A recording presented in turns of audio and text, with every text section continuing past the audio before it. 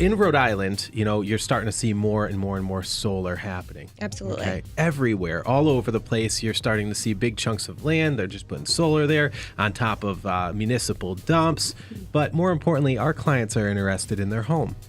And that's what you guys do, right? You bring solar into homes. Absolutely. We're a turnkey solar operation, so everything we do from start to finish is in-house at Energy Monster. And what I'm going to talk about today, basically, is if you're going to go solar, you've decided that that's what you want to do. Something that you're definitely going to need to think about is the placement of your panels. Sure. For your home. Would you like them on your roof? Or a second option that we can do for you is a ground mount system.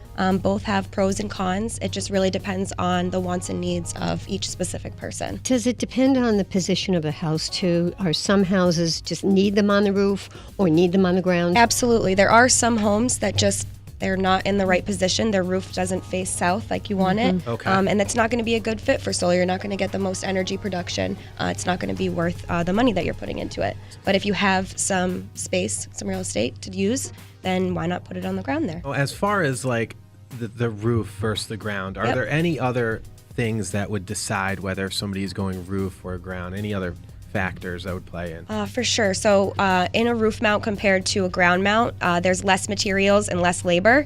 It's a much faster install. There's no need for any digging, any trenching, the wires to the meter, or building the entire structure of the ground mount. So cost-wise, it's probably more cost-effective to do a roof mount. Typically, yes, the roof mount's much less expensive compared to a ground mount because of how much more goes into the ground mount install. Now, these panels, somebody would own these panels, right? They're not leased, Yes, we do not lease at Energy Monster. We sell Okay. to own the panels. We do have financing options, but we do encourage you to buy your own panels outright. That's how you, as the customer, are going to get the most back. Let's talk about some downsides about, either or. So let's Yeah. talk about the pros and cons. So the downsides of going with a roof mount. One of them is it's obviously less accessible.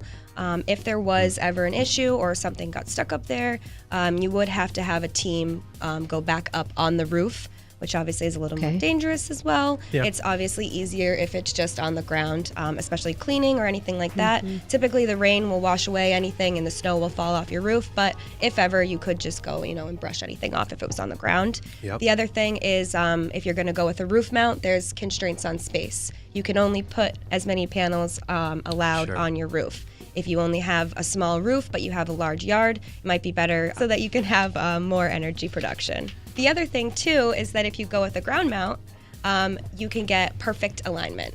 Okay. You can angle it any way you want and you can have the panels face south no matter what. It's the best layout to make the most energy production. Now with the ground mounts, let's talk about some cons there. You are using real estate. Some people don't want to use up a huge area of their yard where you could be putting a pool or a playground or a basketball hoop or any of these other things that you might want for your backyard. But some people might want to just use it for solar panels and, some other things, obviously, the big thing is that there's more materials and labor, which means it's going to cost more to do the ground mount. But you do have the option to build it as big as you want and make as much energy back as you possibly can.